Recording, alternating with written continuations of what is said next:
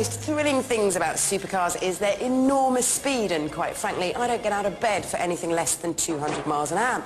But then Aston Martin announced that it had made its fastest ever car. So I threw off the duvet and ran to the nearest airfield. This is the new Aston Martin Vanquish S. It looks pretty similar to the ordinary one, but there's one very important difference.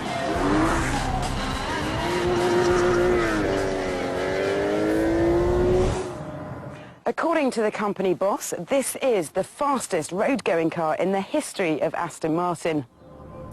Yes, folks, apparently this Vanquish S will do over 200 miles an hour and hit 62 in just 4.8 seconds. And the ton in 9.8 seconds. To give it the extra pace, the standard Vank's 6-litre V12 has been extensively reworked, with new cylinder heads, a higher compression ratio, stronger conrods and a remapped ECU.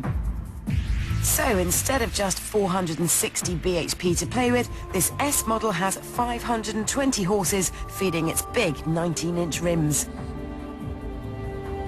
They've also added a front splitter, a flat underfloor and an F1-style rear diffuser to help create a low pressure under the car, which helps it stick to the tarmac at very high speeds.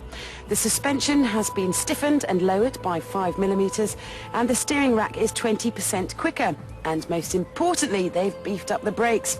Let's hope they work.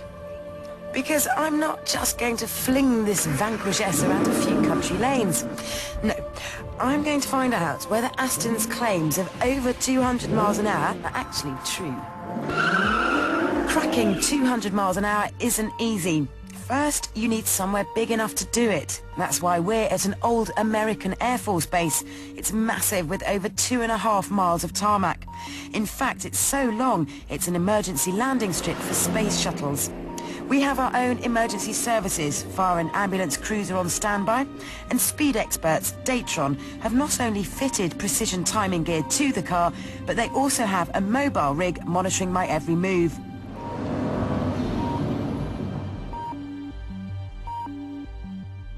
Ooh, I'm scared. I'm not a big fan of top speeds. I'm so in the wrong job today. Come on, girl.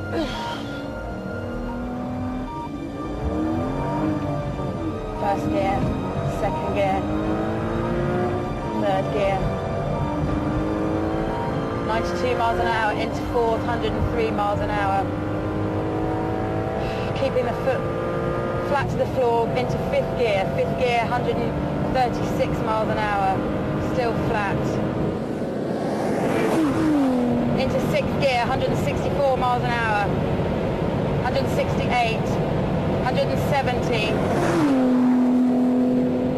174.7. Onto the brakes, the car's slightly unsteady as I go onto the brakes, using the gears to help me slow down. Oh, got a heart rate of 170 odd. What I have noticed is that I can brake a bit later because I'm using the gears to help me slow down as well as the brakes, so that sort of bought me a bit more tarmac time. So I shall try that on my second approach. I would be astonished if we get to 190.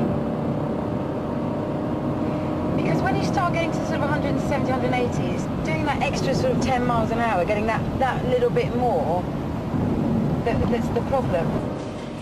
But with that later braking point, maybe I was in with a chance. Third gear. You can really feel all those horsepower just trying to push out through the rear wheels. Fifth gear, 141. Flat to the tank. Creeping up to 7,000 RPM, 168 miles an hour. I've got to change gear now, sixth gear, 170. Lifting off, onto the brakes. At 178.06 miles an hour, I plainly wasn't going to get anywhere near Aston's 200-plus claim. 2.5 miles just isn't long enough. According to our timing experts, at the rate the car was accelerating, I would have needed another 2 miles. But would it have made it? Frankly, I can't be sure. But I do know that it's one thing to own a 200-mile-an-hour car. It's quite another finding somewhere to max it. Towards the end of